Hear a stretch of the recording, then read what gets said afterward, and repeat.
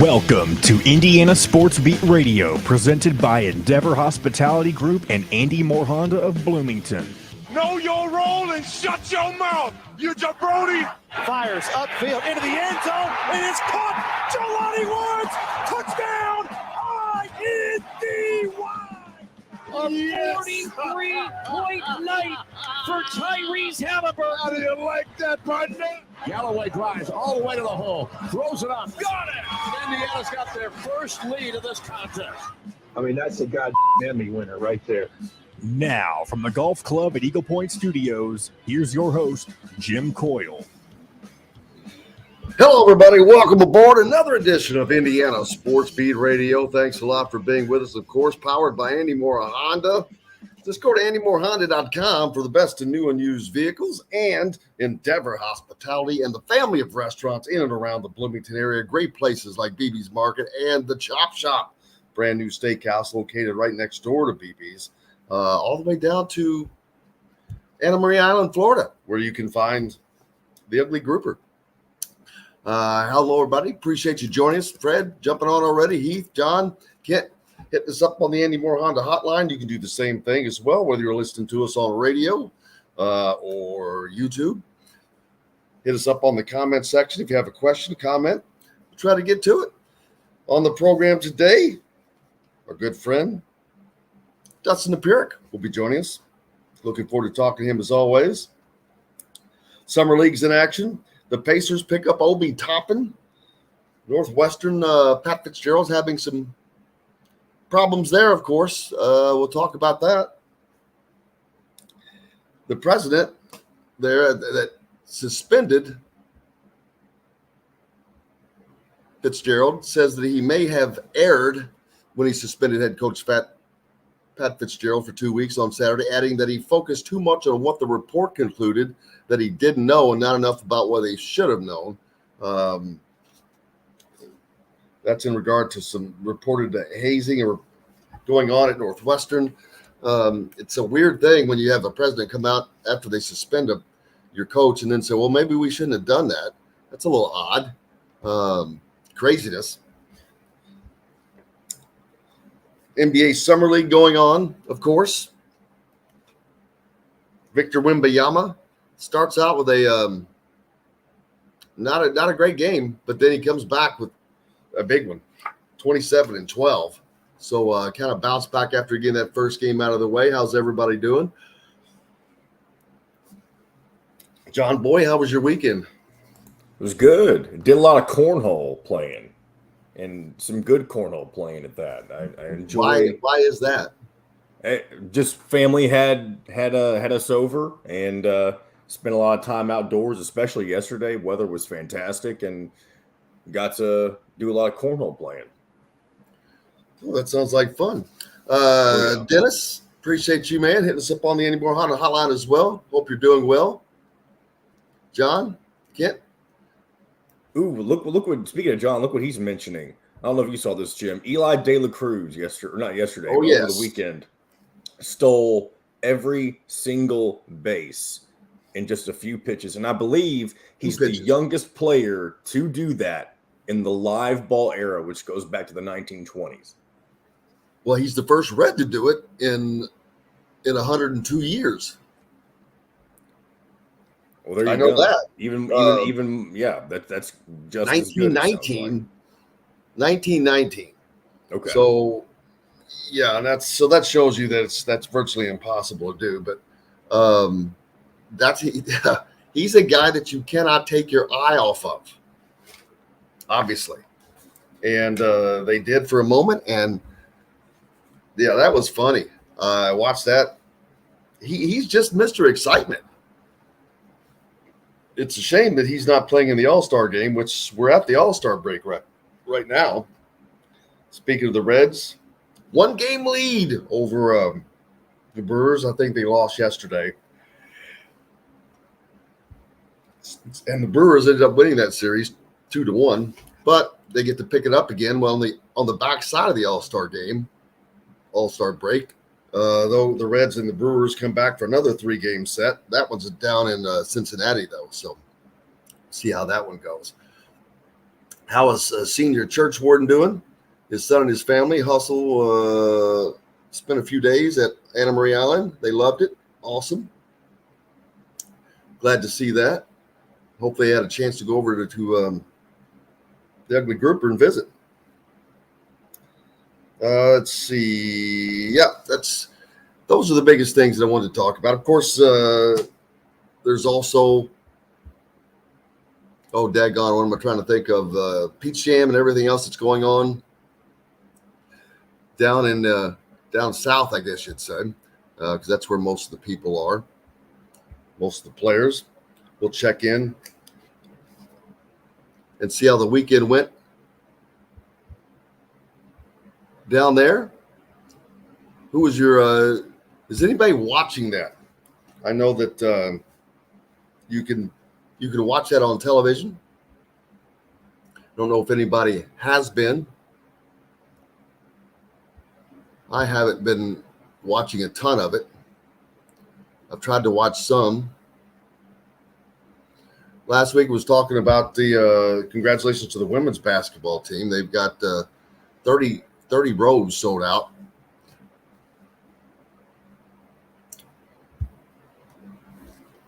So congratulations to them. Looking forward to talking to Trent Sisley later on.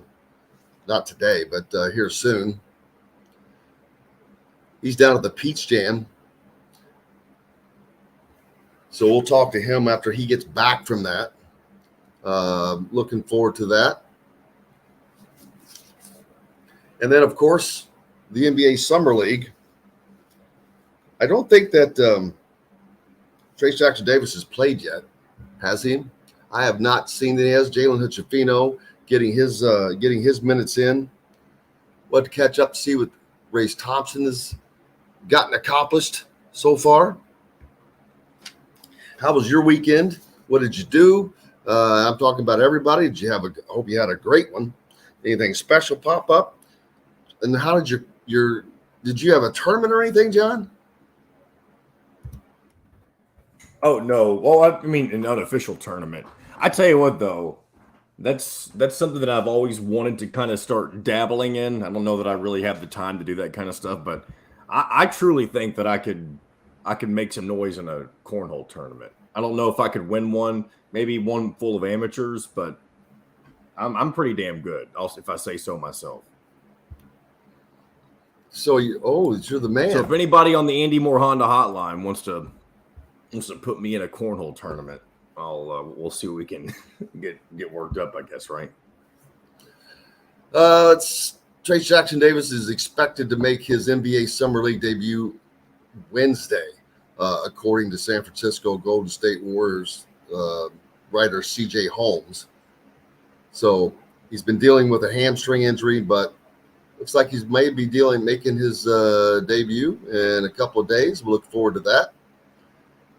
Had a sore hamstring, of course, as you heard from J.D. Campbell here last week. But he's getting work done on the side, been working out.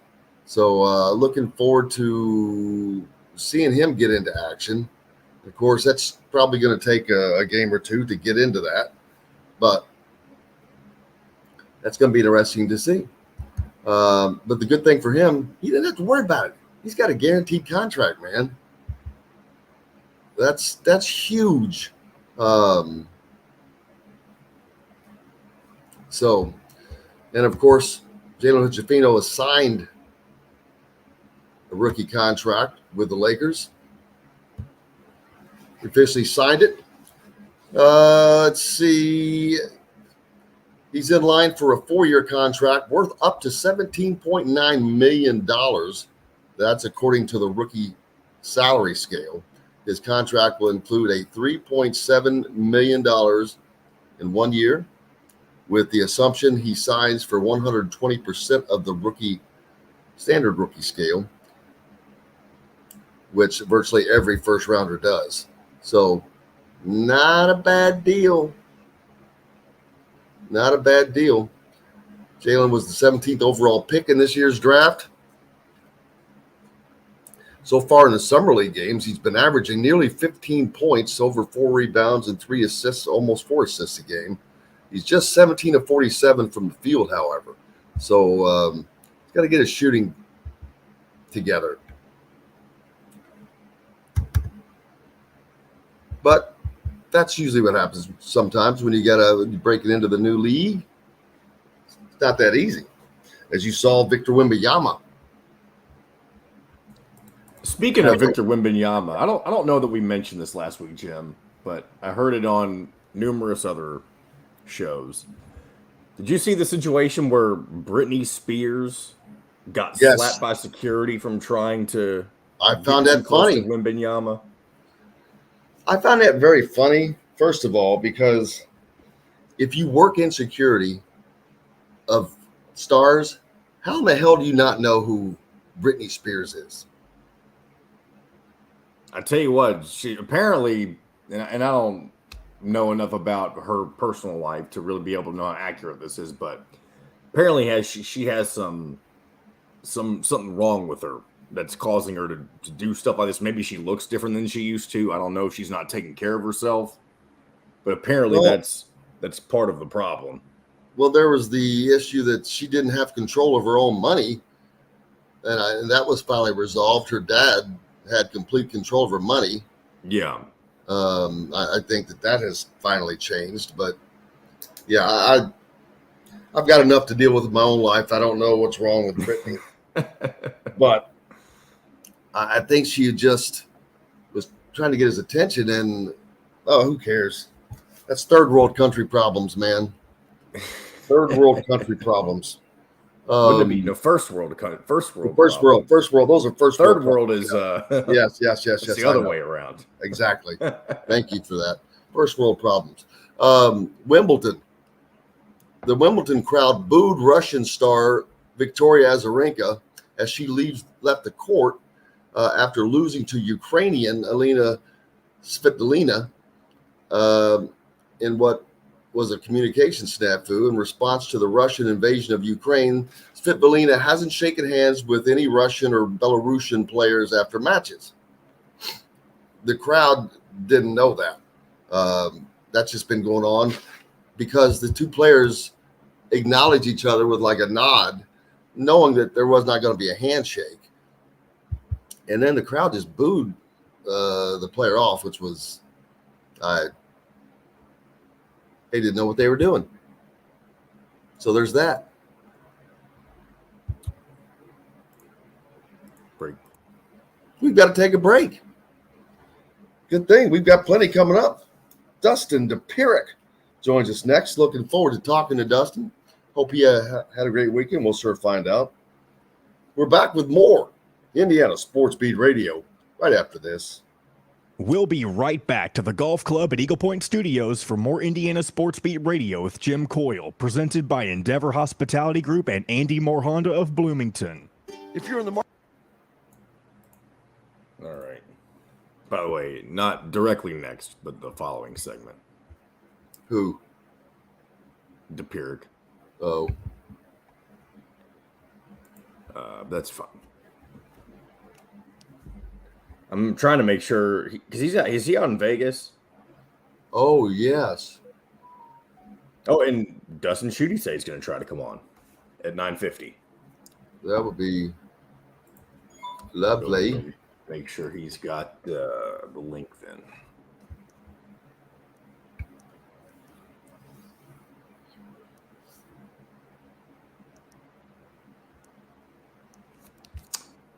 All right.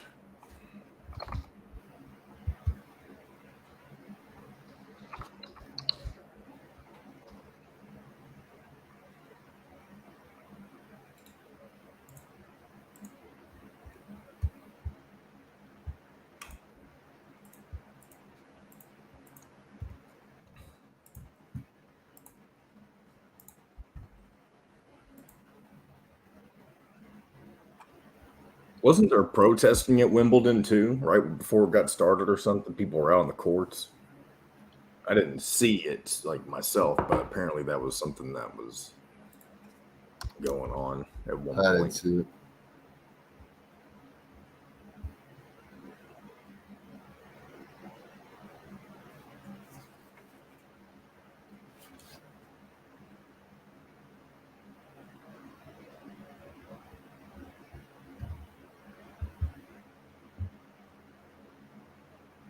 Yeah, I think tomorrow we still have DeCourcy out for one more Tuesday, so I'll see. Maybe, really?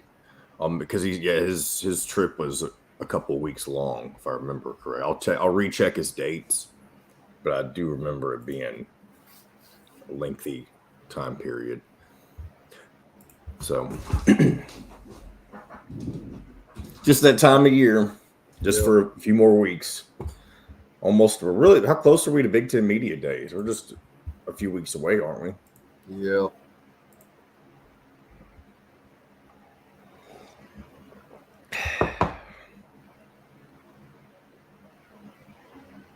When do we get Don Fisher back?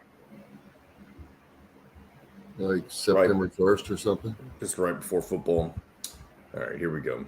Metalworks Brewing Company is the culmination of a passion for beer, food, and custom metal art. Check out their custom growlers. Metalworks Brewing Company has an updated menu, new brews, and will be offered in all Endeavor Hospitality restaurants. Come taste what Dr. Hops is brewing. Metalworks Brewing Company. Bring your passion and your thirst. This segment is brought to you by Southern Stone Restaurant. Now back to the Golf Club at Eagle Point Studios for more Indiana Sports Beat Radio with Jim Coyle, presented by Endeavor Hospitality Group and Andy Moore Honda of Bloomington. Welcome back, Indiana Sports Beat Radio here on this Monday. I hope you're doing well and enjoying yourself. July 10th. Holy smokes. We're just rolling through this summer already, man. It's just flying. Football around the corner. Most people are probably ready for some football, college football. How can you never not be ready for college football? It's fun. Of course, I was reading on something on the Hoosier.com earlier today that it was just a comment that from an interview with Dylan Powell on here a while back, but it was people commenting that for Indiana football that they don't think that Tom Allen has the resources, because when he finally fired Darren Hiller, that it had to come out of his salary. Well, part of that, I think, is because he refused to fire him when he should have, when he was obviously bringing the team down. You hire Nick Sheridan, and you can go back, and I railed on that hire instantly when that happened. Those were horrific hires that, to me, were not made in the best interest of the program. So I don't have a problem with Tom having to pay for Darren Hiller when he refused to fire him for 2 years. When they stunk, when the offensive line was just horrific. You could not protect a quarterback. Your quarterbacks all left. It's not an accident. They didn't just leave for that reason, but I think it was a combination of just those two horrific hires on offense. Awful. Just awful. You cannot hire because of friendship.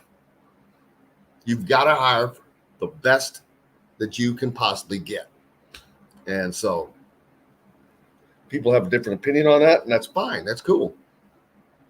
There was a discussion I was involved with last night that I only want to have discussions with people who are willing to have a discussion, not try to dictate terms. But opinions are opinions, and everyone's entitled to one. But sometimes you have to back those up with some facts, and when facts are there and you refuse to acknowledge those facts, that goes beyond opinion. That's just becoming obstinate. Jim, do you think Tom Allen has to get to a bowl game to keep his job this year? No, I don't think it matters. You don't think so? I don't think that there's going to be any difference in IU football. and has to get to a bowl game. I don't know if they can get to a bowl game. Well, now that you bring it up, I've got the schedule right in front of me. I'm going to go ahead and give you what I think is Indiana's best path to 6. Obviously, you've got Indiana State, their only FCS opponent. You need to win that one. You play against Akron out of the MAC. That needs to be your second. You've got to beat Maryland and Rutgers. That's 3 and 4. You need to beat Michigan State. That's 5. And then out of the next 3 most winnable, you've got to win at least one between Illinois, Purdue, and Louisville. Purdue, because they have a new coach, probably the best one of those 3, most likely. And Illinois, now that they're kind of, I don't want to say they're a well-oiled machine just yet under Brett Bielema, but when they played him in week 1 last year, they had no momentum at the time. And now plenty of things have happened since then. So I think Indiana has a path to 6. But they're going to have to live up to their potential, obviously, if they're going to be able to win all those games. And when's the last time we saw that happen? 2020. Yeah. And that was the remnants of Kalen DeBoer. I know he wasn't here then, but that was the COVID year, and so we saw what happened after that. But we'll have to see if you mentioned Darren Hiller not being on the staff anymore. If Bob Bostad is the real deal, apparently, and a lot of people in the Midwest like him. Wisconsin loved him as an offensive line. They made improvements last year under Rod Carey instantly. Exactly, and that's what I'm saying. Like, you get the right guy. And if you get the right guy under center to be behind those guys, here's my issue. Look, you cannot have a guy in place that is not doing the job and continue to let him stay in that position for 2 years. Yeah. I'm like, good Lord. Why can't I get a college coaching contract? Because they're the greatest things to get in the world. You don't have to be good at your job. They're going to pay you regardless. Hell, they may even pay you to leave. That's true. It's just nuts. But good morning, John and Fred and Jim B. Heath says, come on down to Danville, Kentucky. They're for some cornhole. I did see that comment. Yeah, got a cornhole every Sunday and a Wednesday night. Well, it sounds like they take it pretty seriously, doing it twice a week. And this is a great thing to pick up. Max Clark, kid from Franklin, 3rd pick in the Major League draft to the Tigers. I was reading about that as well earlier. Nice big party they had, but that's number 3 pick in the Major League draft, man. That's big time. Big time. So congratulations to him and his family, and wish him the best of the luck. 5 Lefts points out that Race Thompson's going to miss out. He's got an injury. So that doesn't help you make a squad. Larry B, listening from Las Vegas, but listening in New York today. Man, you're missing out on the NBA Summer League out there in Vegas, Larry. Exactly. I agree with that.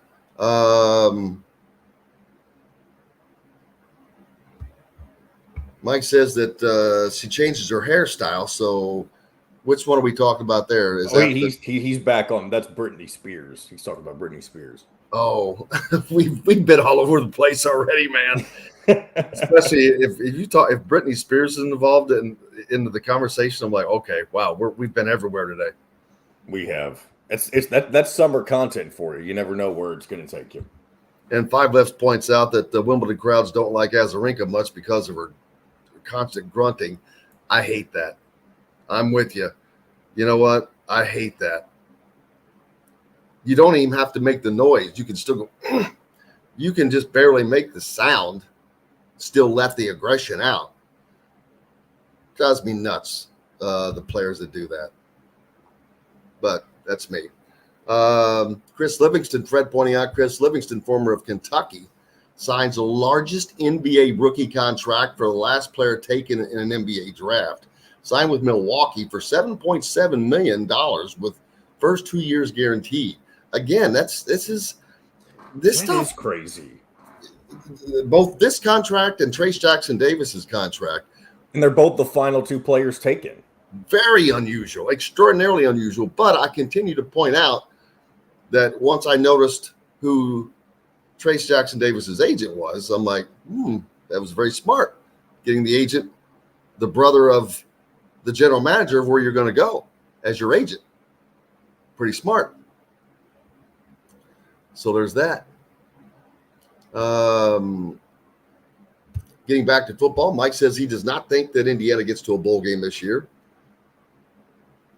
But if he only wins 2 to 3 games, Tom Allen's in trouble. If he regresses, because last year they won 4 games. If they don't make any steps toward improvement, I think you just have to move on at that point. Steve jumping on with us as well. There's Rudy. All right. I believe he meant to say Louisville. I know he typed in Louisville. Yeah, I was and kidding. Rudy, I'm surely you're aware that Louisville's new head coach is Mr. Jeff Brom. Yes. So, yes, they do have a new coach, but one who is very familiar with the Hoosiers and took care of business with them when he was at Purdue. He's in a great position in Louisville with that weak ACC. Oh, my gosh. Like, he's got a gift in front of him. And they have a very, very easy schedule this year. I think we talked a little bit about this last week. Favored to win every game. Well, as of right now, they would be favored to win every game. That is insane to think. And obviously, and I hate to say obviously because you never know, but there's no way Louisville's going to win every single game. But the fact that they're even considered to be favorites in all their games, and that includes a matchup with Notre Dame in Miami. That's pretty incredible. Wait a minute. How are they going to be favored over Notre Dame? They're at home.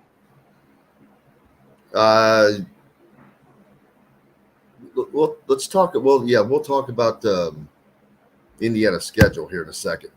Philip asked, does Tom Allen finish the season as coach? Absolutely. Indiana would not fire Tom Allen mid-season.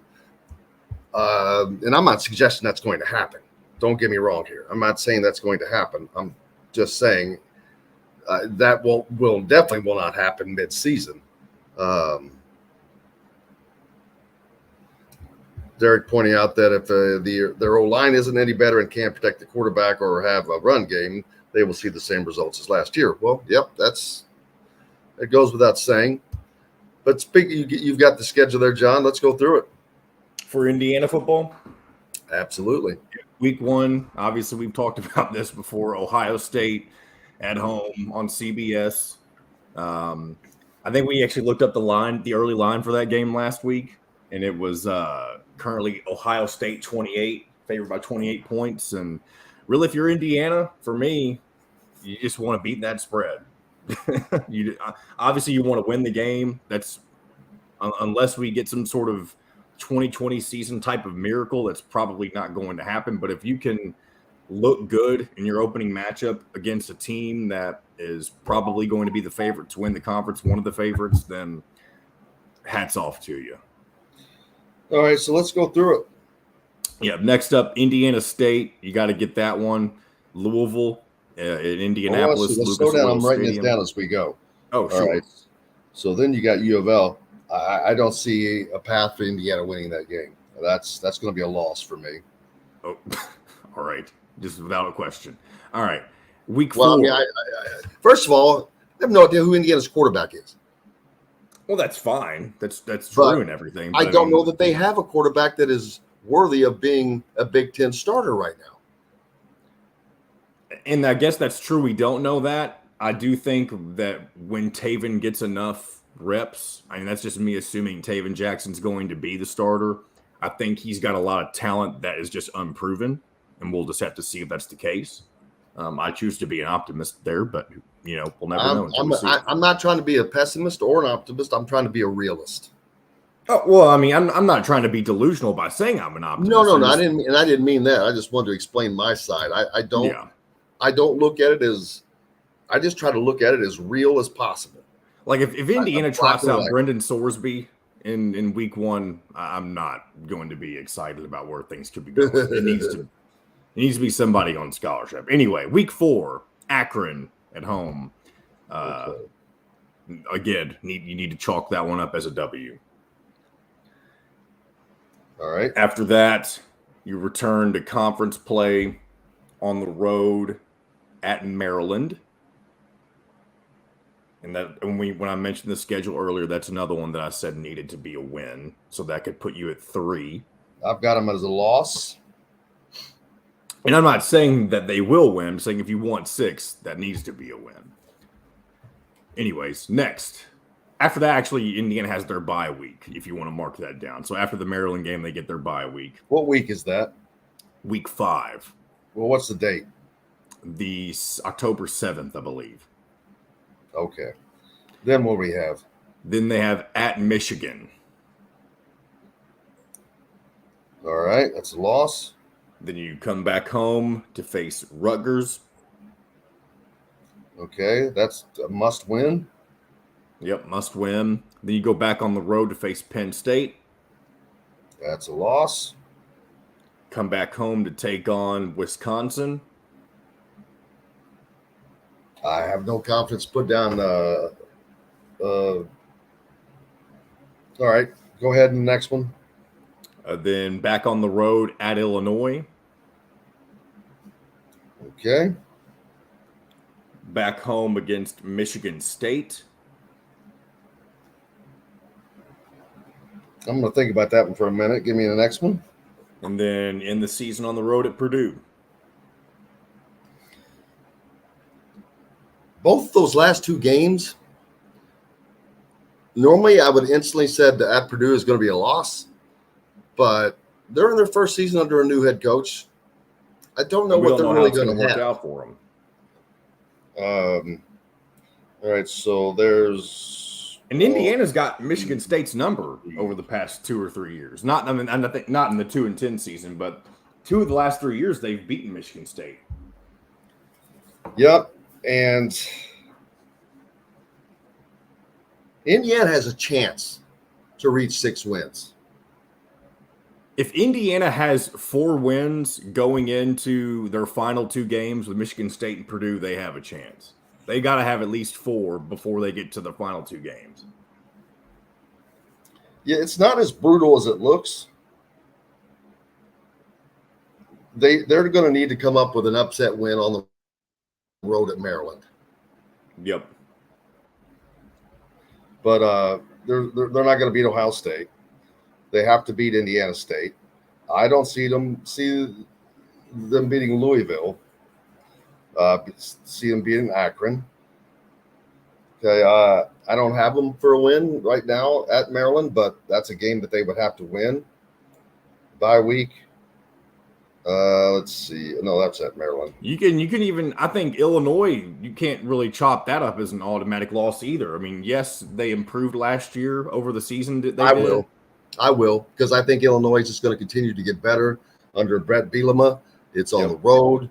For me, the Illinois game is going to depend on how Illinois is doing during the season, because it wouldn't surprise me one bit if last year was any kind of fluke for them.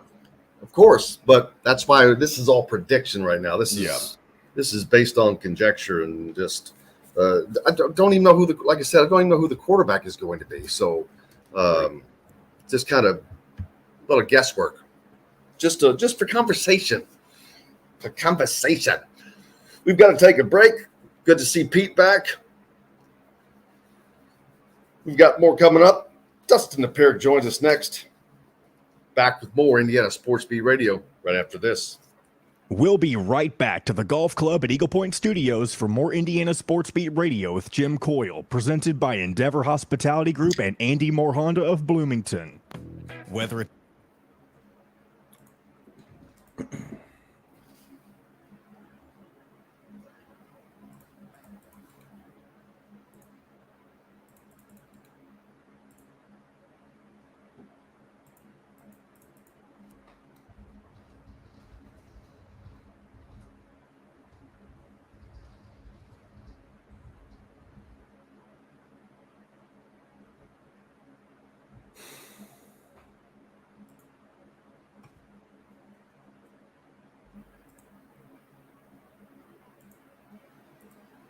I haven't heard from DePirick, so it wouldn't surprise me if he happens to be unavailable. But And if that's the case, Well, that's too bad. rough. But we will have, I do believe Schutte's going to come on here in about 40 minutes, so you'll be able to end the show with him for the last couple segments.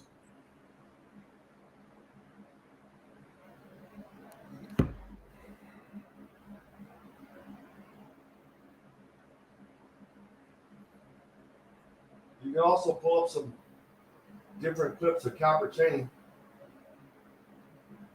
Well, if I do that, you'll have to be by yourself for a little bit because we used a couple last week. Okay. Do you want me to do that when we come back? Do you want me to pull some more Calvert Cheney? Do what? Nah, I'd rather have you to talk to. Okay.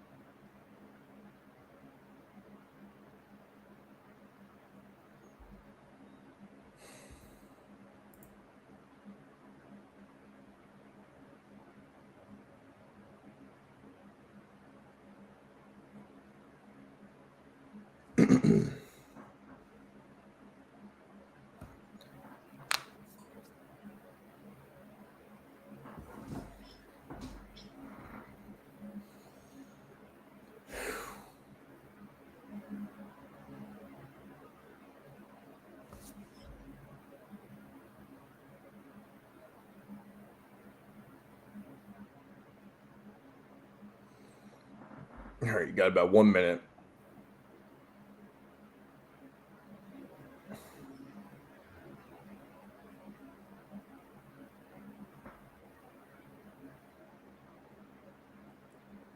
Once we come back in, I'm assuming at this point that Dustin Appear's not going to be on here, but I'm going to pop out and go and pull up the next music bed for the next segment like I usually do.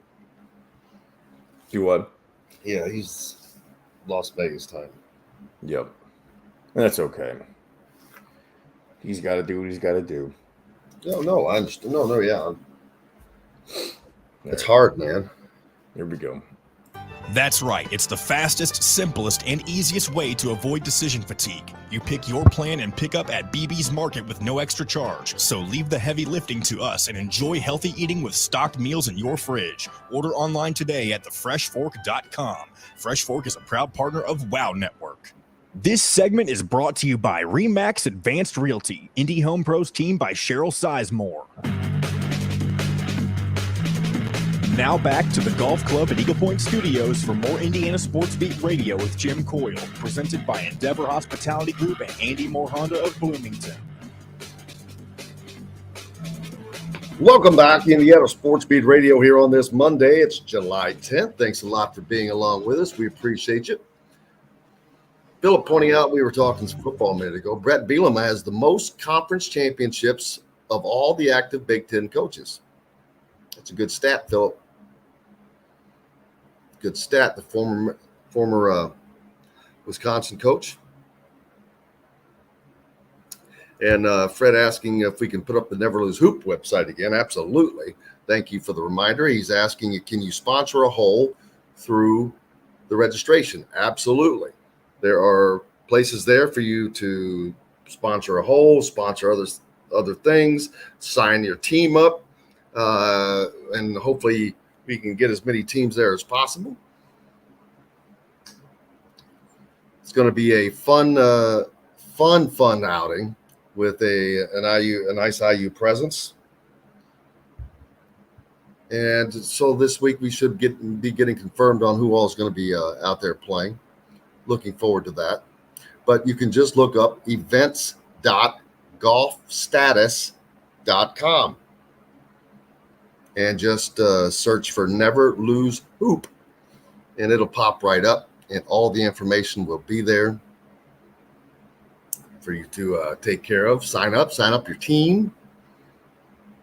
Looking forward to that taking place on July 20th at the Golf Club at Eagle Point Studios.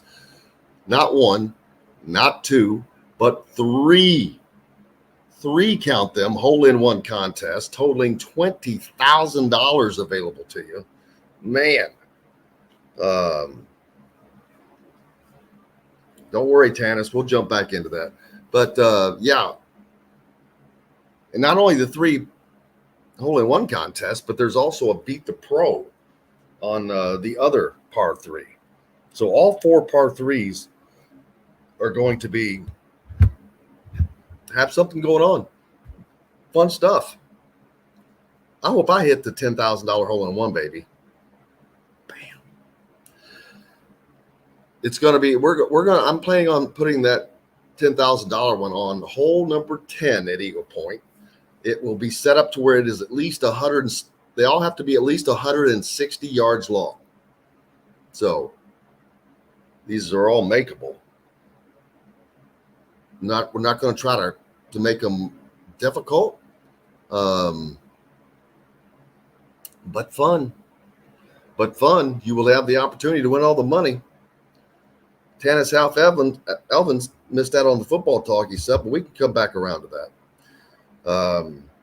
It's about that time of season. And speaking of which, we will be coming to you from Lucas Oil Stadium, July 25th and 26th, as the site of the Big Ten Media Days will be happening. And Philip asking any news on the Pat Fitzgerald situation. None. That's been a very weird situation. In this day and age, it's usually people overreact. I think there's a lot of overreaction nowadays. And instantly they suspend Fitzgerald for 2 weeks. Then the president comes out and says, well, maybe I screwed up. Maybe that wasn't right. And maybe he's correct. I don't know. But again, that just shows me that it was a knee-jerk reaction. Oh, well, there's this. Well, we got to do that. Really? How about really finding out the information first before you make a knee-jerk decision? And I'm not saying that it was right, it was wrong. I'm just saying, instead of making knee-jerk reactions and decisions, how about you find out what's going on first instead of being coerced by the world? I'm so over the cancel culture, all that crap. I'm done with it. Quit bending to the needs of the least amount of people because they're going to yell. I'm sick of that crap. That's as close as I get to being political on here, but it's not political. That's just people. But that's just me. Get off my lawn. Right? What's the most exciting thing going on with you besides cornhole, John Boy? Besides cornhole, I mean, I'm just excited for football season. I tell you what, and I mentioned this too. I'm very excited down in my neck of the woods to be able to bet on college sports this coming season. I don't think I'm gonna be the kind of person that bets on everything and does parlays and that kind of stuff, because I don't think I'd be very good at it. But I just can't wait to be able to put some skin in the game on matchups that I normally wouldn't have a care in the world to watch. Like, I feel like that's why Maction has gotten so big over the past couple of years, because people can bet on those games. The Fun Belt, and I know I'm using fun little names, the nicknames everybody uses, with everybody knows I'm talking about the MAC and the Sun Belt. But I'm just looking forward to being able to do that kind of stuff. That doesn't start until January 1st, right? Now, so I initially thought that, but the way that the process is going, it can start as early as August, because as long as they have the rules and regulations in place, they're going to allow it to start happening much sooner. But the latest that it will start will be January 1st, but it's expected to start much sooner now. Jason says that parlays are where the money is for small timers like him. Hey man, if I'm betting on, I love to bet college football. Now, when I say love to bet, I'm talking small. So I don't have money to throw around, believe me. But I like to do that. Jason, I agree with you. That's what I do, man. I am not going to bet a single game. What's the point? I mean, I'm not going to bet $25 for a team to win. What are you going to win? It's not worth the risk. The risk reward is not there. But parlays, baby, they are elusive but fun. Last year it killed me. The year before that, it was great. Last year, I was like, okay, I got to a point. I'm like, that's it. I'm done. I couldn't hit one. So I just quit. This year I'll start again. See what we can do. Nickel. There you go. Nickel stacking says bet against IU and make money. That goes back to the thing, and I've forgotten to do that. We talked about with baseball, betting against Oakland every game. If you bet against Oakland every game and on, say, Atlanta every game, I don't know how you don't come out ahead. Over the weekend, I bought a new smartwatch. And I'm not an Apple person, so that tells you that is. But learning how to operate this stupid thing is driving me nuts. So first the air fryer, now the smartwatch. I'm going all out, baby. I'm getting up. You bought an Apple watch, not like a Samsung one? No. Okay, I was gonna say, why would you do that if you don't have an Apple phone? It's a Samsung watch. Okay, that makes sense. But someone called me yesterday. I'm like, yeah, this is not what? I was like, what? Not fully integrated into the watch thing yet. As you see, I'm not wearing it. It's right here. And they give you this charger that's like 2 feet long. And I'm like, what do you want me to do with that? You can't, you're going to plug that into an outlet. Oh, then you have to buy the new charger block because they're changing them to where they all have the small ends now on both ends. That's so aggravating. I'm so sick of them changing the way the chargers switch around all the time now. Well, they do it every couple of years so they can make more money. I know why they do it. It's just aggravating. But yeah, I've got to. I'm hoping to miss less messages because you get a ton, and I'm like, all right, well, I still don't have that figured out yet. It'll take a minute, but I guess it'll be cool. But yet, at the same time, no, I don't. It's already bad enough being reachable all the time. It's not to be reachable. I just don't want to miss things. But yeah, getting integrated into the world, baby. I've still not jumped on the smartwatch bandwagon. I don't know that I will. I've never been a watch wearer. Well, I did not have a plan on it. It just happened to work out that way. Mike says the stupid charger changes are ridiculous, but bought one at the Dollar General for $6. Well, you got to be careful with those. I'm not sure how good those things are. I've been told that's a good point because I've read things before that say that the chargers that aren't like specified, like for your specific phone's company or whatever, maybe they can actually drain your battery life. And when I say drain, I don't mean like it'll physically decharge your phone, but charging it using those kinds of cables can reduce the amount of power that it gives you long term, if that makes sense. Yeah, I don't. Maybe it doesn't make sense, but either way, some of you may have understood, but who knows? Yeah. Well, we see. We will see. Yeah. So, what we're in the stretch of summer. Everyone seems to have taken most of their vacations or in the midst of them right now still. But then, man, it gets after it. Like I said, I'm trying to pull up week 0 college football. I'm trying to see who's playing in week 0. I know those. I'm pretty sure those matchups are already out. You just mentioned the Big Ten Media Days coming up in just 15 days, so 2 weeks from tomorrow or Wednesday. Here's what we got on tap for for week 0 in this year's college football, I'm not going to go through every single matchup. I'm just going to highlight a couple of the bigger ones. Biggest one being Navy versus Notre Dame on Saturday, August 26th. And That's the biggest one? Really? I know. Usually there's a more sexy matchup. I guess the only other I don't know. Week 0 were there big? How many sexy matchups? I mean, there was a Big Ten. There was Illinois versus Nebraska, and I know that's not sexy, but that was a Big Ten matchup.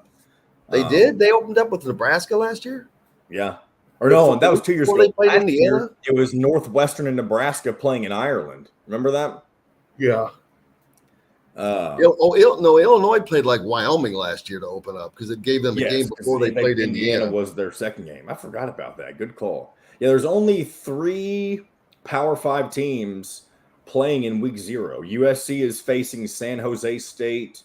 Vanderbilt faces Hawaii, and then I already mentioned Notre Dame taking on Navy. Yeah, that's a little surprising. Usually they put a few more bigger matchups in week 0, if I remember correctly. But Nickel Stacking asking about the Reds. Well, we talked about them a little bit earlier. Now at the All-Star break, and the Cincinnati Reds with I believe, a 1-game lead over the Brewers in the National League Central. I guarantee you, nobody saw that coming. Who placed that bet? I like to put that bet in. I wonder what that would have been worth. Had you bet the Reds would be leading their division at the All-Star break this year before the season started? I wish I had. I can't legally do it right now, but I wish I'd done it. All you have to do is go across the river, dude. That's true, though, but that's the biggest pain in the ass. That's the biggest complaint people have. All the surrounding states of Kentucky have legal sports betting right now, even though Kentucky's about to have it. And Kentucky's been betting on sports for 100 years. Yeah, exactly, with horse racing. See, it's all that crap is so dumb. It is. Looking at the American League, though, as we have hit the All-Star break, Tampa Bay still in front of the American League East. Cleveland. This is funny. We're at the midway point of the season, and the American League Central divisional leader, Cleveland, is 45-45. They've won 6 out of their last 10 games, so that one game put them up to 500. Second place, Minnesota, in their last 10 games. This is how mediocre the American League Central Division is. The second place, Minnesota Twins, are 1 game under 500 and have gone 5-5 in their last 10 games. Detroit has gone 5-5 in their last 10 games. That's the division of mediocrity. Texas leading the American League West over Houston. Maybe a little surprise there. Houston 2 games back. In the National League, the best team in all of baseball right now, the Atlanta Braves. First and only team to reach 60 wins right now.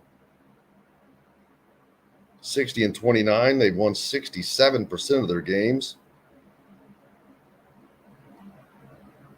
How'd you like to be Miami?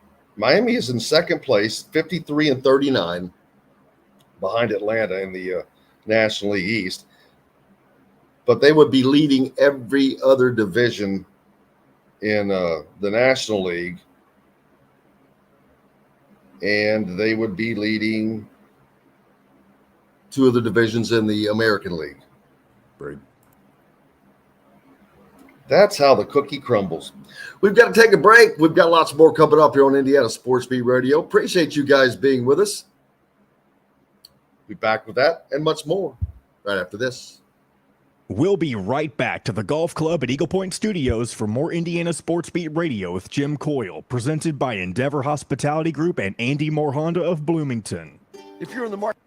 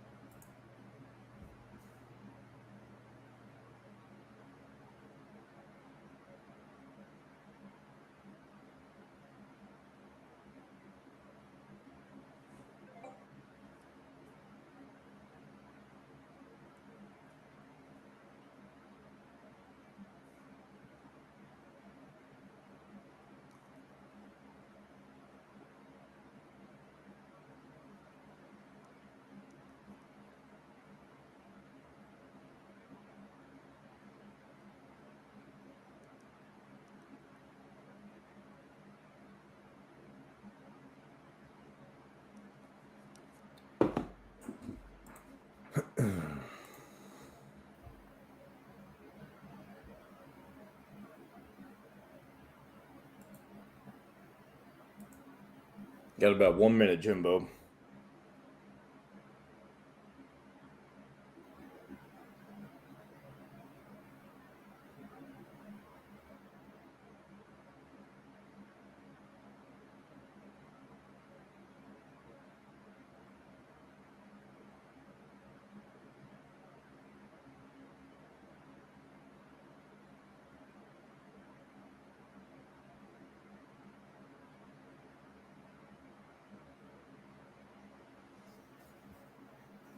All right, 30 seconds.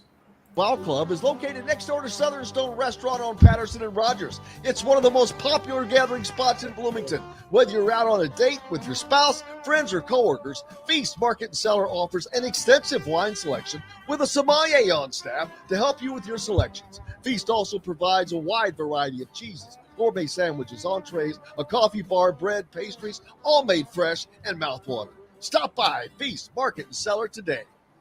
This segment is brought to you by Feast Market and Cellar.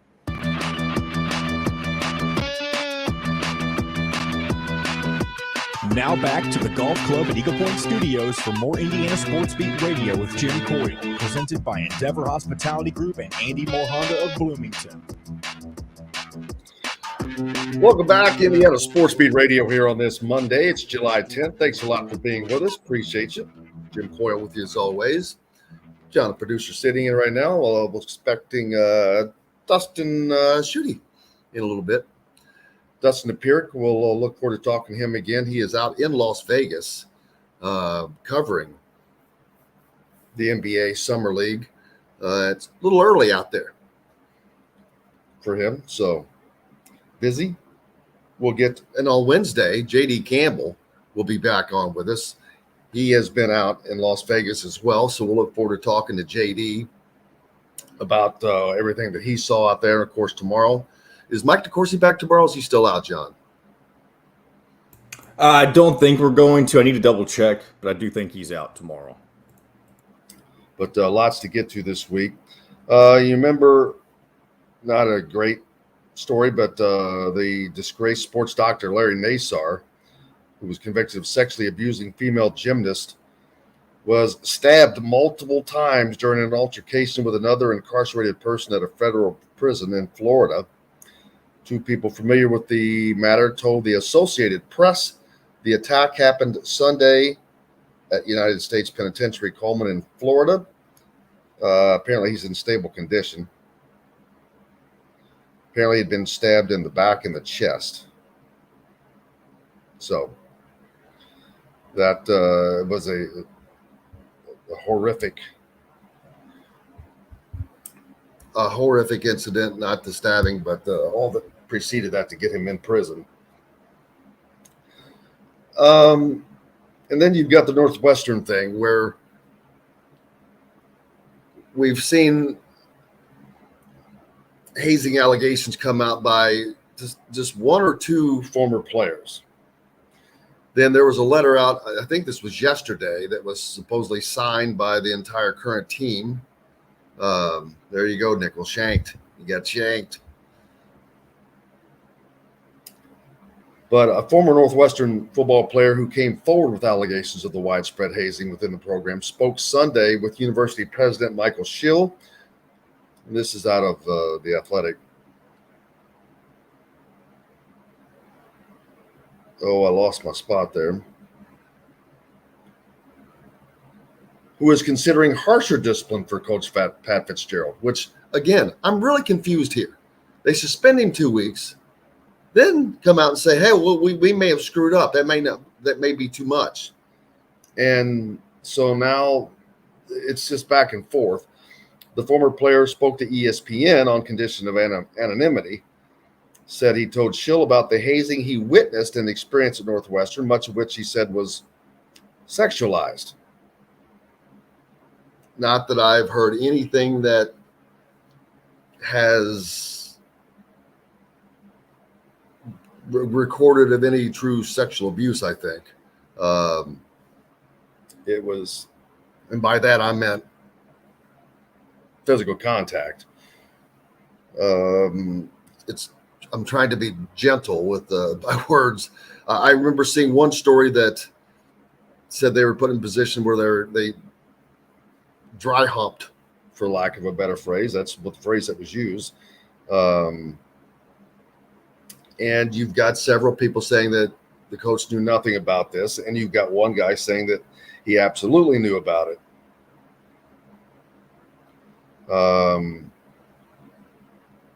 I don't get in this day and age, I kind of don't get the hazing thing. There's ways that you can haze without hazing. Just do it on the field, man. Do it on the court. I remember things that I guess I could consider hazing, but it was during on the field, you just getting put through more strenuous exercises or something. I'm just surprised to see this stuff continue. Saturday, Northwestern players released a statement supporting Fitzgerald, saying he had no knowledge of the alleged incidents and that there were accusations, and that the accusations from the former player were exaggerated and twisted. Now, I'm not saying that this former player is not accurate, but when you have when there's just one or two, that a lot of times tends to go towards disgruntled people. So, but we'll see how that turns out.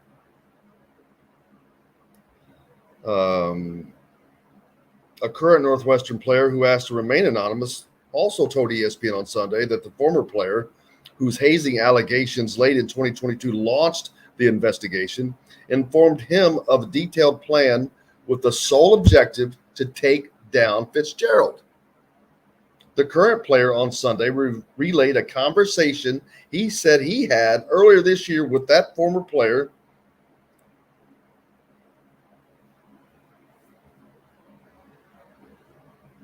That said he had a conversation with Northwestern trustees and other figures. So, again, now you got one person here that did they not get the playing time they want? Who knows what the situation is, but Fitzgerald has been a pretty upstanding coach. Fred says he's going to be surprised if he's retained. I don't know. I'm going to be surprised if he's not, right? Unless something else comes out. To go on, this current player who said he had a conversation with the one making the accusations, quote, he just kept emphasizing, yeah, it'll be okay. I'm just trying to get Coach Fitz fired. The current player told ESPN, I don't think he's ever acknowledged what he's saying is not true. It was just like I might embellish or exaggerate to get Coach fired. He said his sole goal was to see Coach Fitz rot in jail. The truth is, none of that stuff happened in our locker room. So that's why you have a president coming out now and saying, oh, maybe we screwed up. Because once again, the mouth of one is taken as gospel without facts. I'm tired of it. But that's not my situation. I don't have a dog in that fight, and that certainly would not want to speak to something that I don't have enough information on. But from what I have seen, heard, read, and absorbed, I'm not sure how much fire is really there. But it'll come out. The current player said that the former player, the alleging player, told him he would go public with detailed allegations if the university's investigation did not result in Fitzgerald's dismissal,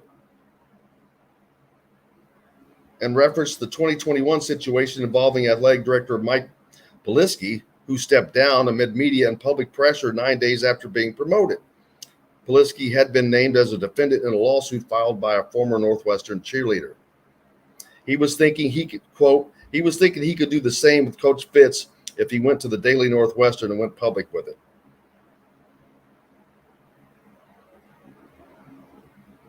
Told of the current player's account, the former player said he wanted to absolutely seek action to get Fitz out of the program, but that he had other objectives. Again, I can't, speak with. I can only speak with what I'm the information we're getting. So we'll see how that all turns out. Joseph says, I thought we had to find out all the facts before judgment is given. No longer. No longer. That used to be the case, but now we live in a country where if one person screams and yells something, the rest of the world has to change what we're doing. You know what? Sometimes in life, you have to buck up if you're that one person. If you're wrong, especially. But that's the world we're living in right now. Why? Who knows? Because we've allowed it to get to there. It's been allowed to reach there. So let's see. Tonight is tonight the home run derby, John Boy? It's a good question because I don't know the answer to it, but I can find it out for you. Well, it'll be All-Star break. What's that? Well, tomorrow I could tell you is the All-Star game. Yeah, so that means tonight should be the home run derby. So there you go. And by the way, Mr. Dustin Dopiric will join us tomorrow in place of Mike DeCourcy. Mike DeCourcy's still on his vacation tomorrow. I just confirmed all those things. Well, that's lovely to hear. In other funky sports news, weeks after Bob Huggins announced his resignation following a DUI arrest, an attorney for the former West Virginia men's coach claims he never formally resigned last month and said Huggins will sue the university if he's not reinstated. Why did he open his mouth? Come on, man. In response, the university, which announced the hiring of longtime assistant Josh Eilert as interim coach last month, said it will not reinstate Huggins and will defend itself against any spurious allegations. Of course, last month, Huggins announced his resignation through a statement that said recent actions do not represent the values of the university or the leadership expected in this role after he had been arrested in Pittsburgh for a DUI. But that would have probably not been the death knell for him had he not made the comments that he made on a Cincinnati radio station a week or two before that. Yep.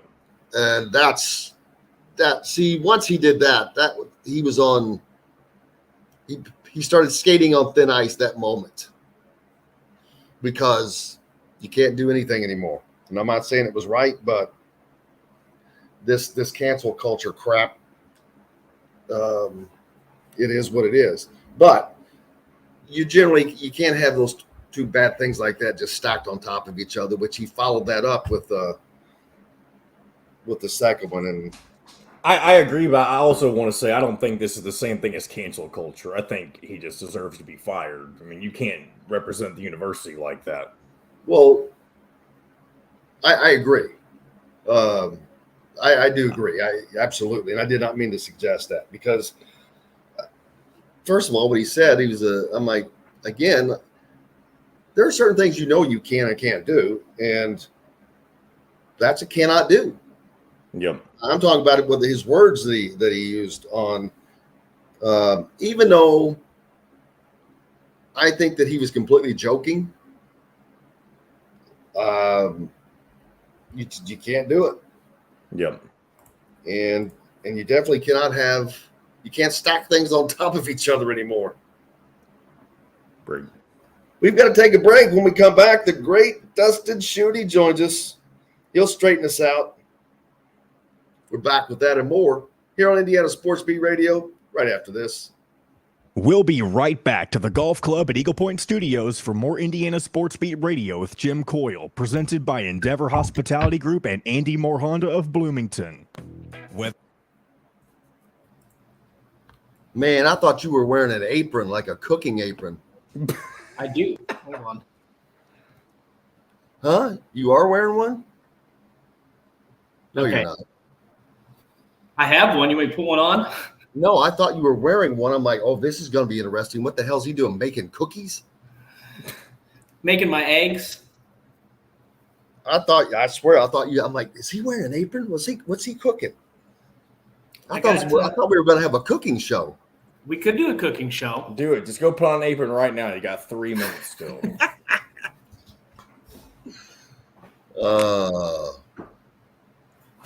Dumplings with Dustin. Where did Philip go? I like that. Hold on, fam. I got you. Do you really have an apron? Yes, I got 2 of them. Not one, but 2. Oh, there we go. How about that?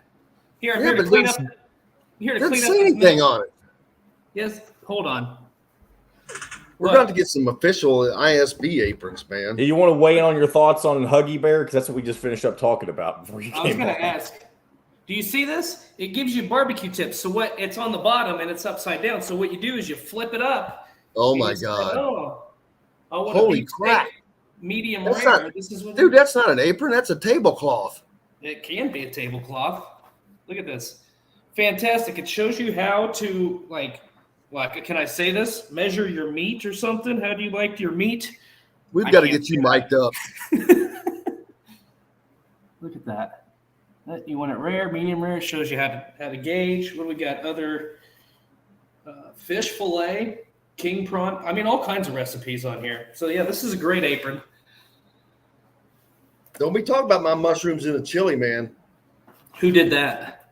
Tannis. Chili cooking show. Oh, yeah. Well, that's disrespectful to the chili. Oh, baloney. Baloney. It's a great addition.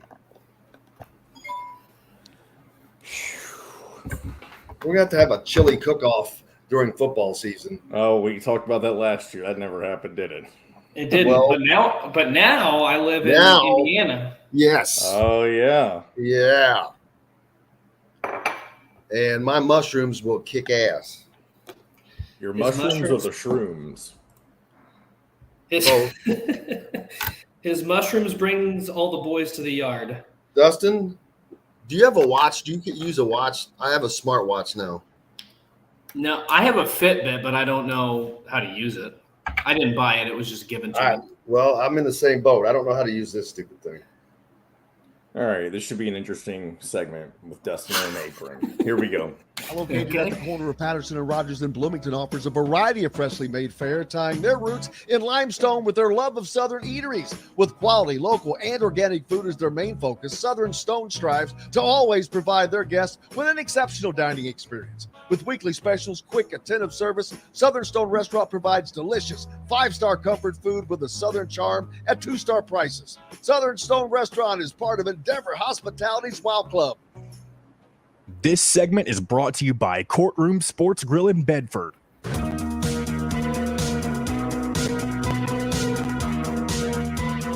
Now back to the golf club at Eagle Point Studios for more Indiana Sports Beat Radio with Jim Coyle, presented by Endeavor Hospitality Group and Andy Moore Honda of Bloomington. Welcome back, Indiana Sports Beat Radio here on this Monday. It's July 10th. Thanks a lot for being along with us. Joined now by the incomparable Dustin Schutte. And for those of you listening on the radio, of course, most of you cannot see, but Dustin is wearing an apron now. I thought he was wearing one while we were in the break, and so he quickly went and grabbed one, but not just any apron, mind you. This thing, first of all, it looks like it could also be a tablecloth. The bottom of that thing is like you could put a hoop under there, like the old dresses they used to wear back in the Civil War days when they had those big hoop dresses. Yep. Because this thing, the bottom of this thing looks like it's like 4 to 5 feet wide. Well, it gives off the impression that I know what I'm doing in the kitchen when most of the time I don't. No, it doesn't really. Don't But don't fool yourself. The cool thing about this that I was telling you about is at the top it looks like it's just a bare white apron, right? But on the bottom, and I know the people on the radio can't see it, there's a bunch of text, like an old personal apron cookbook here on the bottom, and it's written upside down. So all you got to do is flip it up. And then I've got the BBQ apron guide. So it tells you how to cook your steaks, what temperature you want it. It gives you cheeseburger recipes, seafood and fish, vegetables, all kinds of good stuff. So this is an awesome apron. Well, and Kent points out you need a chef's hat right now. I do. I need a toque. And I could be Chef Boyardee. What's it called? A toque? That's the name of it. Yeah, toque, and I'll be Chef Boyardee. I think of token. That's not what comes to my mind. Just toque. I know what you're saying now. Absolutely. Nickel asking, do you all put noodles in your chili? First of all, that question should just be obliterated. That question should never even be asked. That's like asking someone, do you put diesel in your gasoline car? Do you know that that's the best analogy ever right there. Do you put diesel fuel in your gasoline powered car? No. You know why? Because it doesn't work, because it doesn't belong. It should not go there. There are no noodles in chili. You put noodles in chili, it becomes goulash. Yes, it becomes crap. Crap. You've ruined it. You put noodles in chili, you've ruined it. Yep, I agree. And if I want noodles, I'll have a great spaghetti. I had Janice from Ellen Logos and Promotions made a great baked spaghetti yesterday. Great. That should have noodles in it. It did have noodles in it, and it was awesome. Not so much, you don't put those in chili. Right. I think, you know who's the most egregious about this is Steak and Shake. Don't they call it like chili 5-way or something? And it's just a plate of spaghetti with quote unquote chili on top. There, Tanis hits it. He says noodles and chili is chili mac. There you go. You want chili mac? Create that. But don't call it chili. It's not. It's a lot of qualifiers here. You know. Now here's the thing. Okay, here's another thing. And I don't know. I can't remember if Texas does or does not. But it ruins it, Cheryl. It ruins it.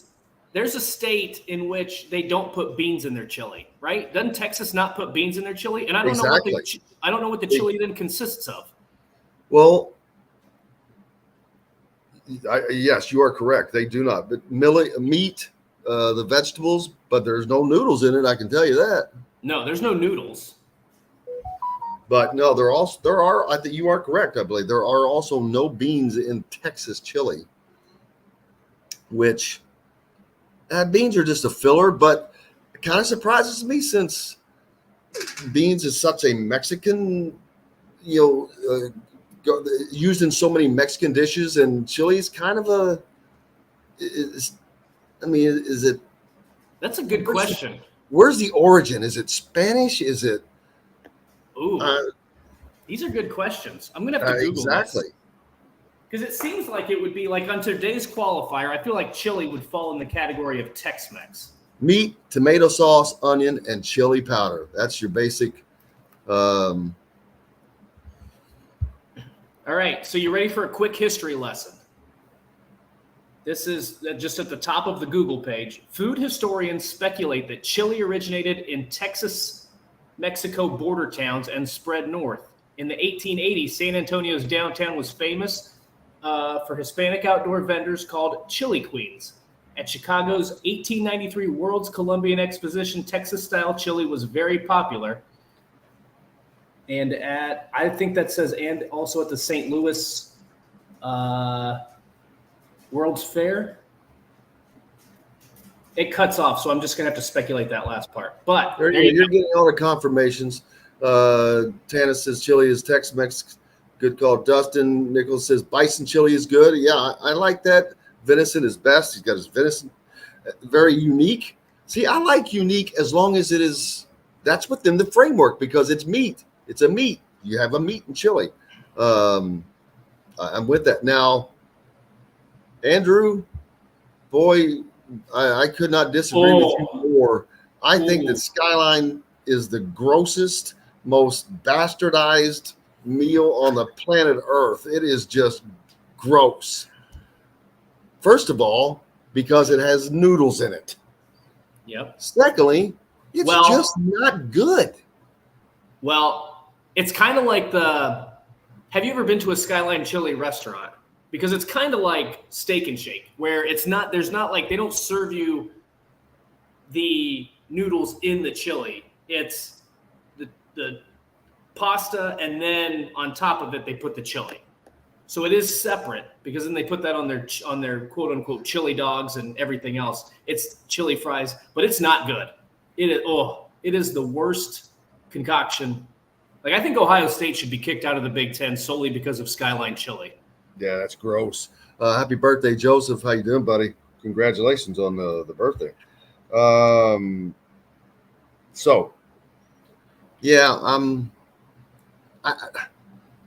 Why do we only make chili in the winter?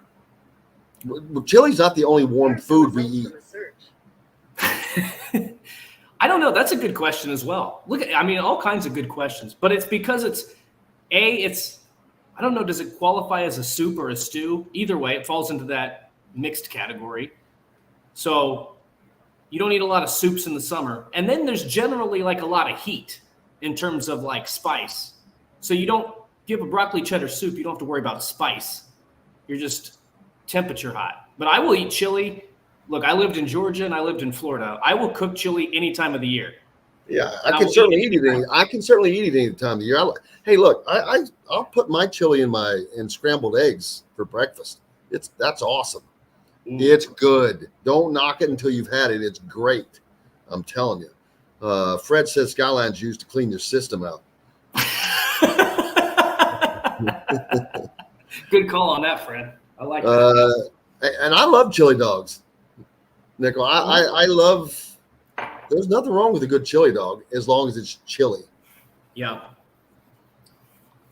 The good people up in Fort Wayne, is it Coney Island? Coney Island serves some of the best chili dogs up in Fort Wayne. Oh, fantastic. I'm going to make a road trip up there just for that. And they sold the best part. Like, I love old school places, and you could only pay cash, and they only served Coke in the actual glass Coke bottles. Now, this has been probably 12, 15 years since I last been, so maybe things have changed. They may have. I don't know, man. That sounds pretty traditional. But it was first of all, it was delicious. It was kind of old school, and it was awesome.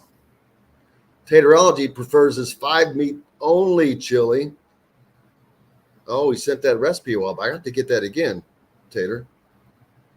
I don't remember that, but that sounds, wow, 5 meats. Holy cow. What 5 meats would you put in? Well, definitely sausage, ground beef, probably some sort of, not cube steak, what's a stew meat? How about sirloin, man? What's a sirloin? Sirloin, yeah, you could go with that. So that's 3, but that's all I got. But are you going to mix anything? Is it going to be all beef? Different types of beef?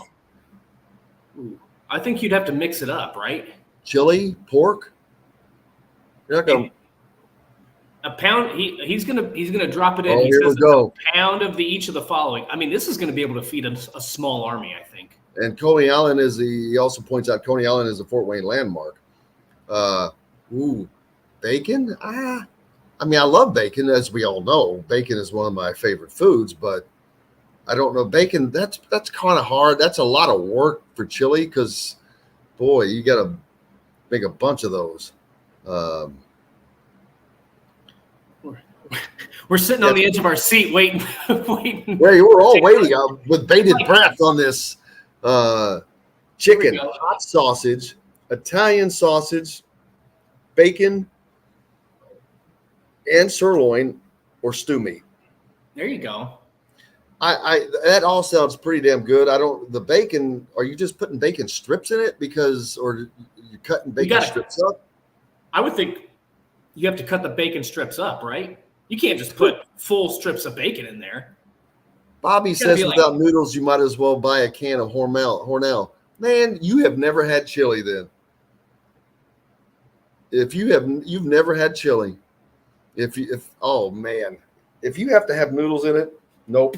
I'm out. My mother put noodles in chili.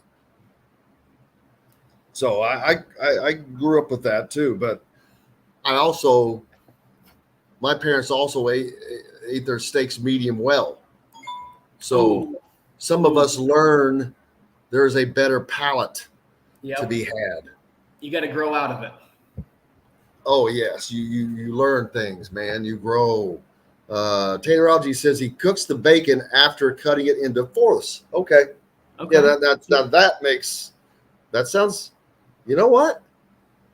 Hey, that doesn't sound bad. I mean, unless it's something crazy like pineapple, putting something goofy like I don't like pineapple on pizza. They just don't belong. It just does not belong. I don't want. Why don't you make a banana float and put it on a pizza? I mean, a banana float. What are we doing here? We putting apples and pineapples, and I'm like, no. But people come up with some weird things, and not all of it works. I'm convinced that a lot of people converted nickel. He no longer wants noodles. There we go. Look at that. We're changing lives. The culinary world. There we go. One segment at a time. Oh man, yeah. I was supposed to have a chili cook-off last year, but I was prepared. As a matter of fact, I made my chili. You did. Nobody else did. Well, that makes you the reigning champion. So we're on a food segment today, as you can see. But cheese pizza with jelly, man, Nickel, I think you're just starting to reach. Okay, here's what I'm going to tell you. Taylor Algie's still doing his. He still got his chili recipe. He cooks and seasons all the meat together, then let it sit overnight to soak up the seasoning. That's a good idea. I like it, man. I think he might have the secret sauce, if you will, to successful chili cooking. He might be the winner of the chili cook-off if we're able to do that this year. I'll tell you right now. Taterology. No beans or veggies are allowed in my chili. So is it just meat and tomato sauce? Or not tomato sauce, but like it's tomato juice? It sounds like it's your straight-up Texas chili there. It is. But I got to try some of this. I mean, I'm sure it's good. Yeah. Really good, but I still like I like beans in my chili. Onions. Yep. And I want my mushrooms now. Ugh. It's more about the flavor. They just have a nice little flavor. You don't even notice them. Then why put them in there? You wouldn't even notice them. I bet I would. You would, because it would be good. You'd be saying, "Why is this chili so good? Why is this the best chili I've ever had?" So much. You'd say, "Why does this taste so much better than mine?" It might be okay because for mushrooms, it's more of the texture than the flavor for me. So if I bit into one, I would hate it. But I'm not going to continue with that because I'm going to get called out. But Tana said that Bruno's Pizza in West Lafayette used to have a peanut butter pizza. And I was going to say this when you mentioned that cheese pizza with jelly on it. When I went to school up in Manchester, there was a pizza place that served a peanut butter and jelly pizza. There was no cheese or tomato sauce on it. I don't remember what all was on it, but it was actually really good. It was like a hot peanut butter and jelly sandwich. It was a dessert pizza. Yeah, okay. That's not real pizza. Well, no, it's not pizza, but it was cooked like a pizza. We're going all out, man. We're just going to food it on out here. Just meat and tomato sauce, so it can be pretty thick. Sometimes he thins it out with tomato juice.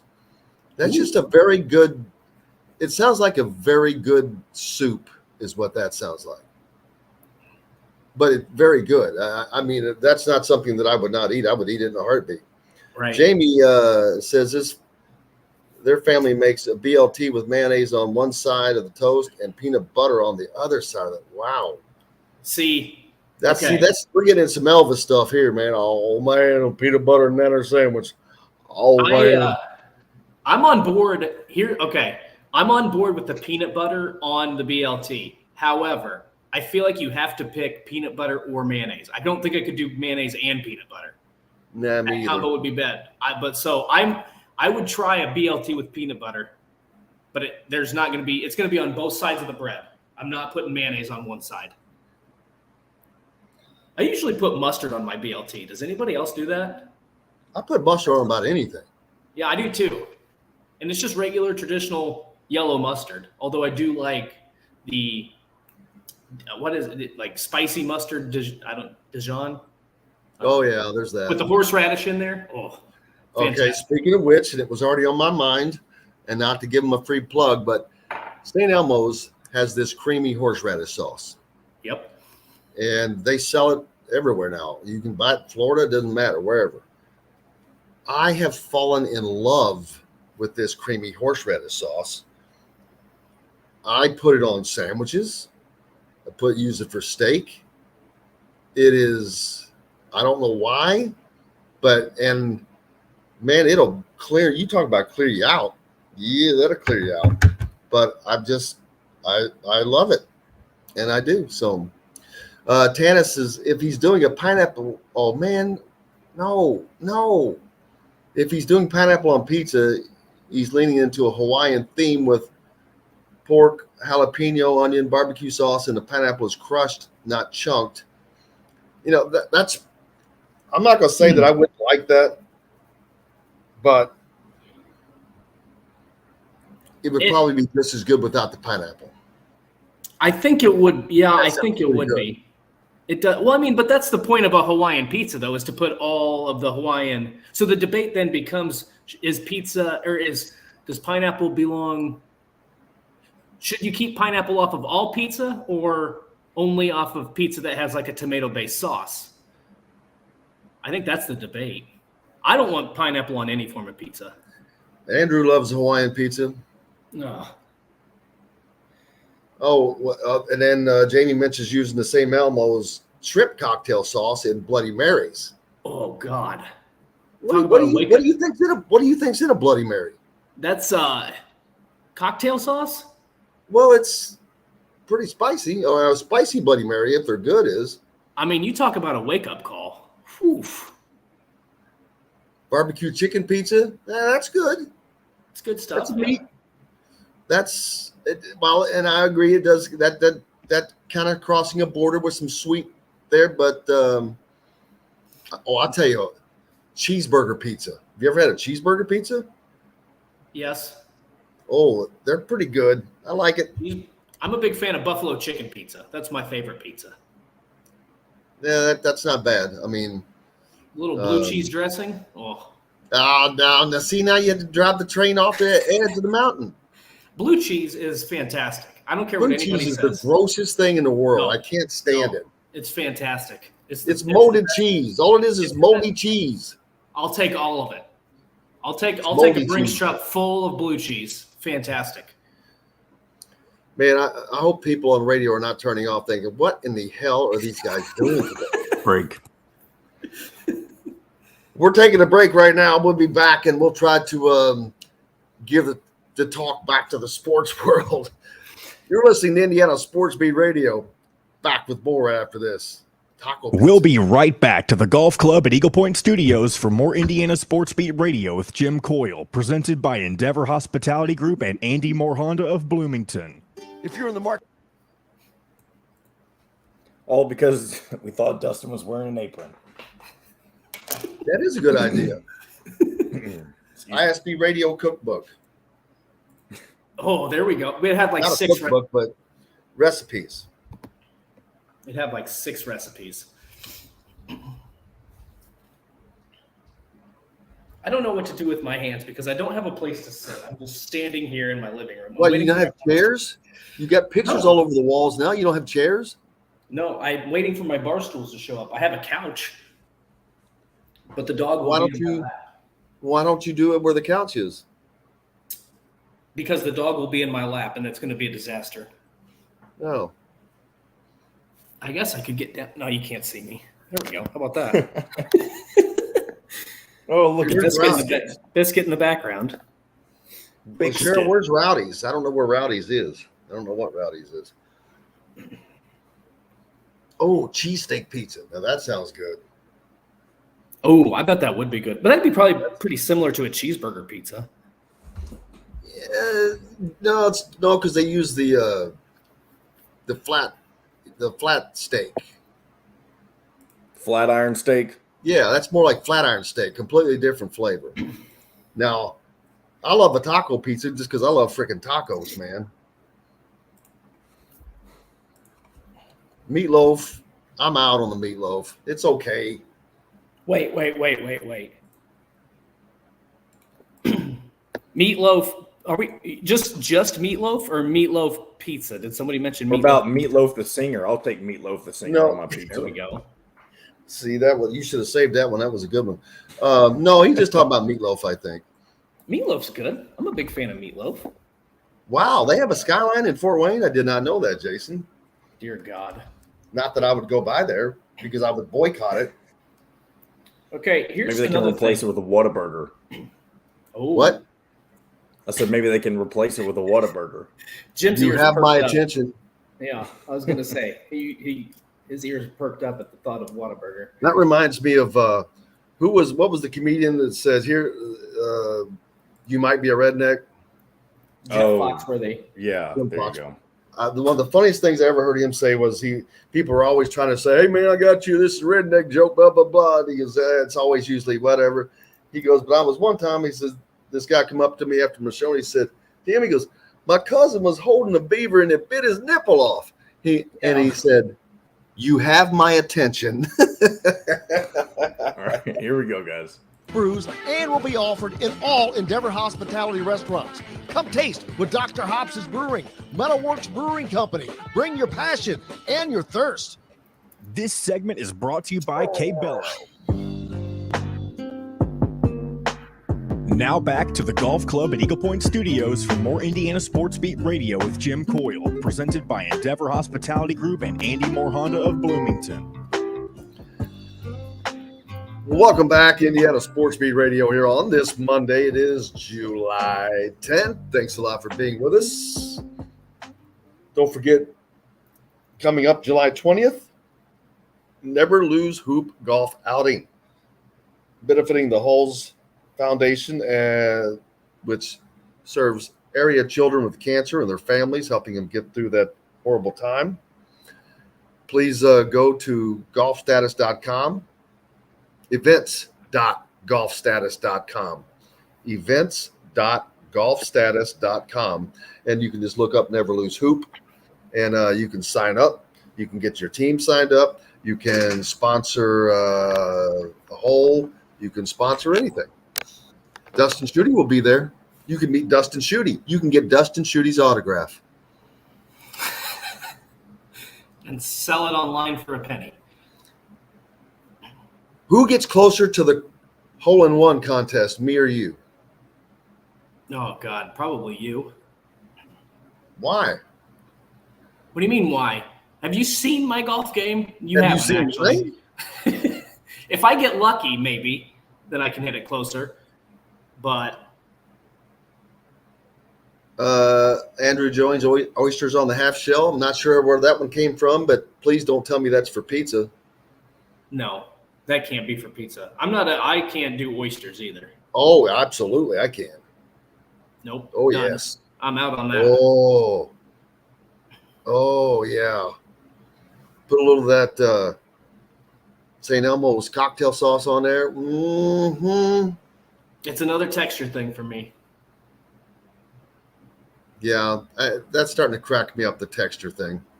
Oh, Nichols says, everybody bring your apron. I can sign aprons. Oh, I missed that one. That's There pretty you go. funny. Not for pizza. Farthest just from the raw fairway. now that one I might win. I win that one all the time. Yeah, I love oysters. I do not. It's been a long. I tried it, can't do it. I'm out on it. Never again. There's not a lot of raw seafood I can do outside of shrimp. I don't think there's a lot of raw seafood I'm going to eat anyway. Your boy, the Pacers picked up Obi Toppin. I know. How about that? That's fantastic. That was a big announcement they had the other day. Of course, we'll be without Chris Denary this week and next. I think he's on vacation. He might be back this week. I can't remember. He told us a couple weeks ago. I can't remember, but he's off in Michigan, I think, enjoying some family time. I know he had a wild summer planned, so good for him. Wild and wacky summer. Gets to get away for a little bit, and I'm sure he'll be back in August, right? Like he's still part of the Brickyard team, right? I assume he's calling the race, or not the. Yes. It's not the Brickyard anymore, unfortunately. When is that? August. I want to say it's like August 12th or something.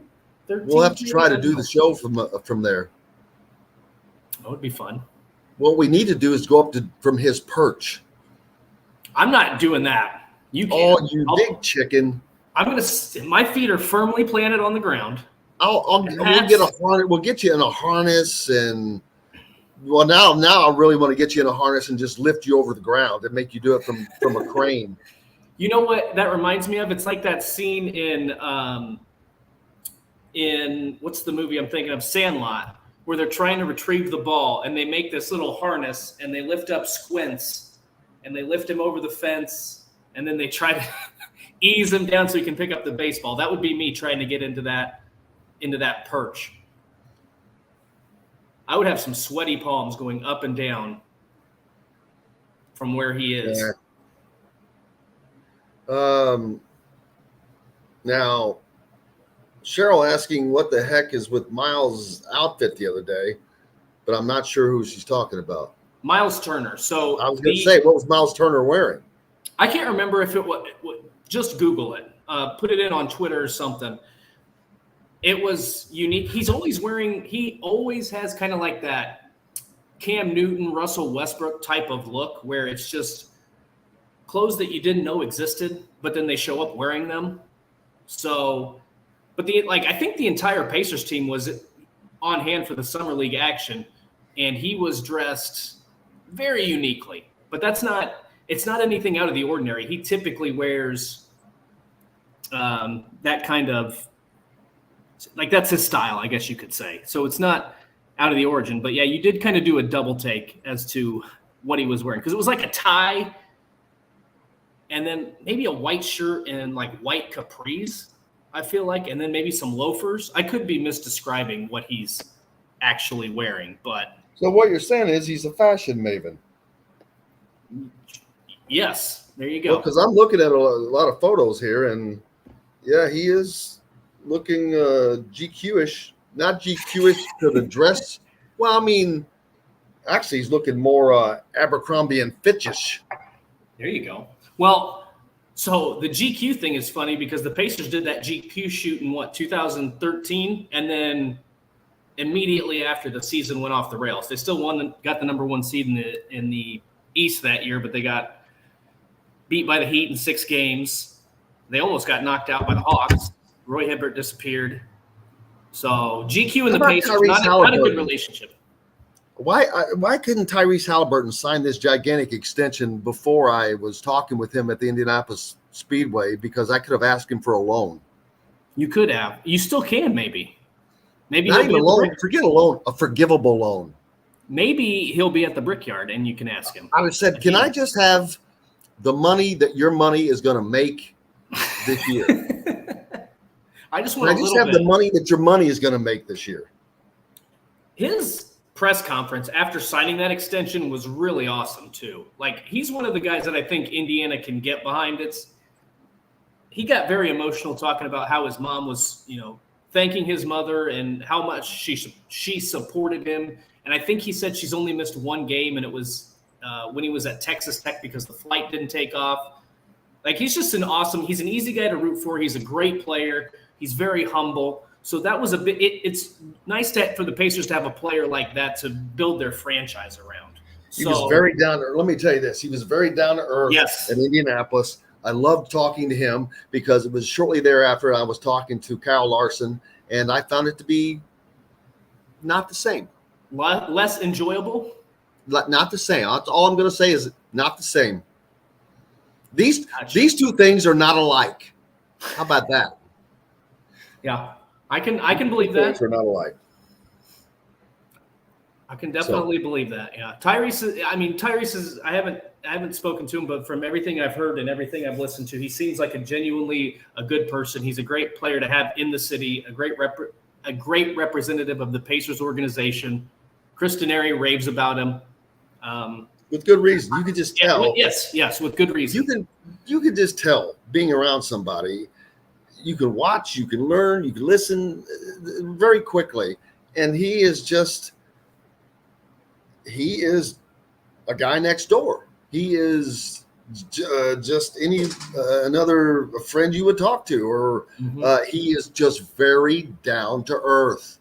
He did not have any kind of air of superiority about him. There was no kind of air of elitism or anything like that. It was just like talking to you or anybody else. It was just a very, very refreshing, I might add, as well. Yeah, I mean, I'm usually pretty egotistical, so I stick my nose up in the air at people most of the time.